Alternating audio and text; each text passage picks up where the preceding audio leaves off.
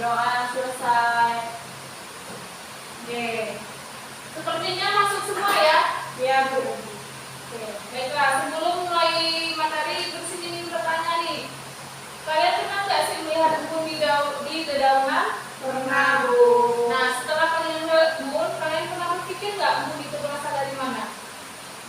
Dari air yang Dari air naik ke naik ke atas. atas. Apa lagi? Mungkin dari udara, Bu. Oke, benar sekali. Kalian sudah punya gambaran ya. Nah, sekarang Ibu ingin bertanya lagi nih. Kalian pernah nggak melihat air hujan turun sangat deras? Pernah hujan Deras kemarin ya, Bu. Nah, setelah hujan, kalian pernah berpikir nggak genangan air itu akan pergi kemana? Ke tanah, Bu. Hilang kemana? Kenapa? Menguap. Oke, benar sekali ya. Baiklah. Hari ini materi kita akan mempelajari tentang bagaimana air itu menguap, membentuk awan, jatuh sebagai hujan, dan kembali lagi ke bumi. Sehingga proses ini disebut dengan apa? Siklus air. Oke, judul kita pada hari ini yaitu tentang siklus air. Adapun tujuan pembelajaran yang pertama menjelaskan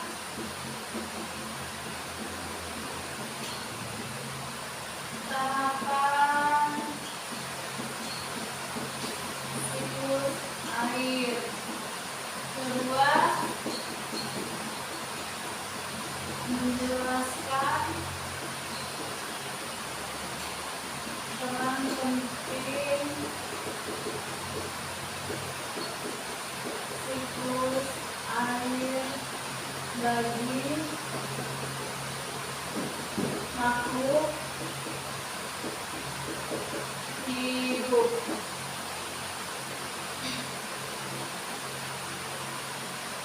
Oke ya, di sini adapun tujuan pembelajaran kita yang pertama menjelaskan tahapan siklus air, juga menjelaskan peran penting siklus air bagi makhluk hidup.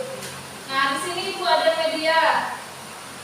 Kalian bisa lihat ini media apa? Bisa, Bu. Media apa ini? Siklus air. Oke, media siklus air ya. Nah, di sini ada apa aja sih tahapan siklus air itu? Ada 5. Ada evaporasi, Evaporasi, kondensasi, presipitasi, transpirasi, infiltrasi. Oke, benar sekali ya. Baiklah, Ibu di sini akan menjelaskan tahapannya ya.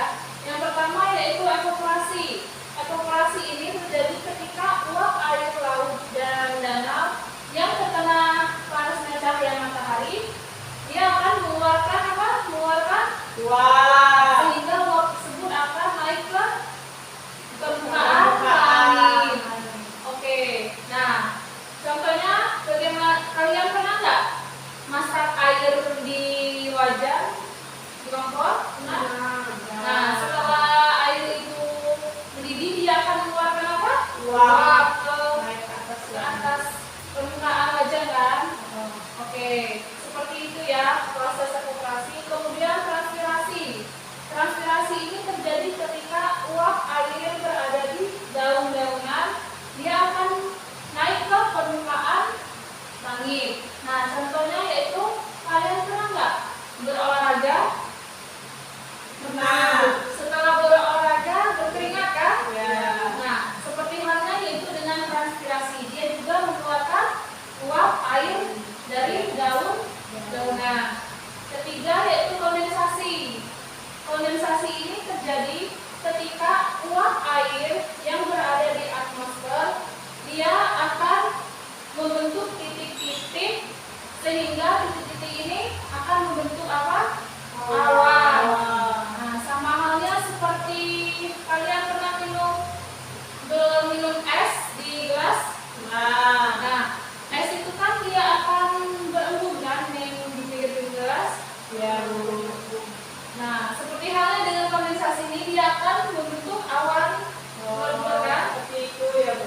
Oh iya, benar. Kemudian yaitu presipitasi.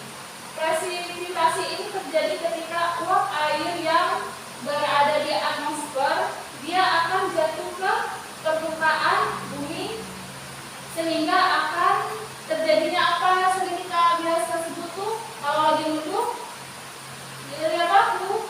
Hujan. Benar kan? Hujan. Nah, contohnya kalian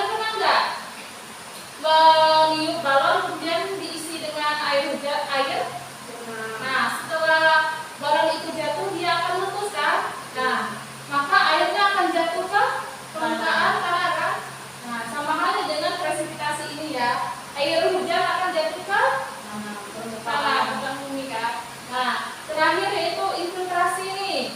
Infiltrasi ini terjadi ketika air hujan yang diserap dia akan mengalir lagi ke permukaan air, laut, sungai dan danau. Nah, contohnya kalian pernah menyirami tanaman? Nah, kalian menyiram tanaman itu ada sebagian masuk ke tanah dan sebagian lagi ke jalan kan, keluar kan? Nah, sama halnya dengan infiltrasi ini ya, dia akan meresap dan kembali lagi ke danau, permukaan danau, laut dan sungai. Oke, sudah mengerti anak-anak? Sudah, Bu. Oke, di sini Ibu akan menjelaskan tahapan siklus air, menjelaskan peran penting siklus air. Ada 4. Yang pertama ada apa? Yang pertama kemarin menyediakan apa? Yang pertama menyediakan ketersediaan air. Tulis ya. Satu, menyediakan ketersediaan air. Mendukung pertumbuhan.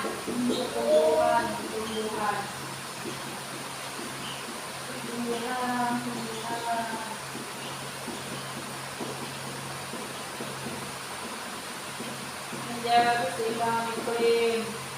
Menjaga keseimbangan iklim. Keempat ada apa? Keempat ada mendukung kehidupan manusia dan hewan. Manusia dan hewan. Oke, yang pertama Ibu akan menjelaskan menyediakan ketersediaan air. Nah, dengan adanya siklus air ini tadi ya, maka persediaan air di bumi tetap tersedia.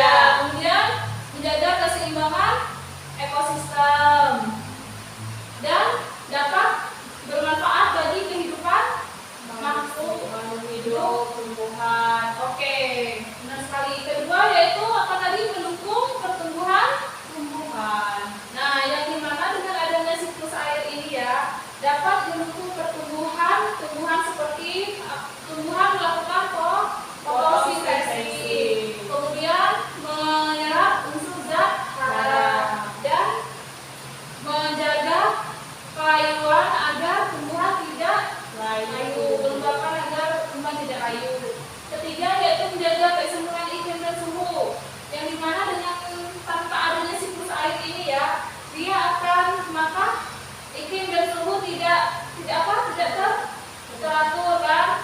Nah, maka diperlunya siklus air. Kemudian keempat, mendukung kehidupan manusia dan hewan. Bagi manusia, manfaat air ini sangat banyak kan? Ya, Bu. Apa saja? Bukan tanaman. Mencuci, minum banyak dan mandi. Oke, nah untuk hewan, demi kelangsungan hidupnya dia butuh minum kan? Dapat mempertahankan kelangsungan hidup. Oke ya, sekarang sudah ngerti kan? Insya Allah mengerti. Nah, baiklah ya. Ibu di sini ada RKPD nih. Kalian isi ya. Ibu tunggu 2 menit ya, bisa? 2 menit saja ya. Nah, ini ya RKPD-nya kalian isi. Ya, Bu. Dan ibu minta satu kelompok untuk maju. Silakan. Baik, Bu. Sudah, Bu. Silakan ini maju jelaskan dong. Baik, di sini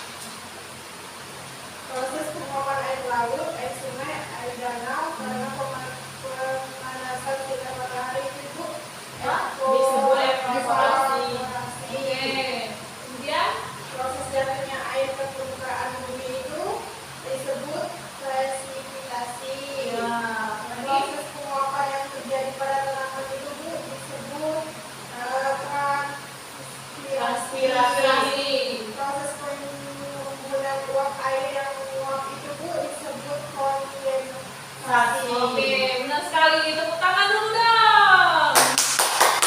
Oke, kalian sudah mengerti kan? Ya, Sudah siklus Bu. air. Baiklah ya. Nah, di sini Ibu ingin mengambil kesimpulan nih dari materi kita nih. Tahu kan? Apa tadi? Apa?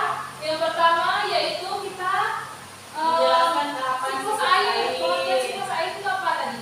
Proses sirkulasi air yang terus menerus membuat hingga jatuh ke permukaan bumi.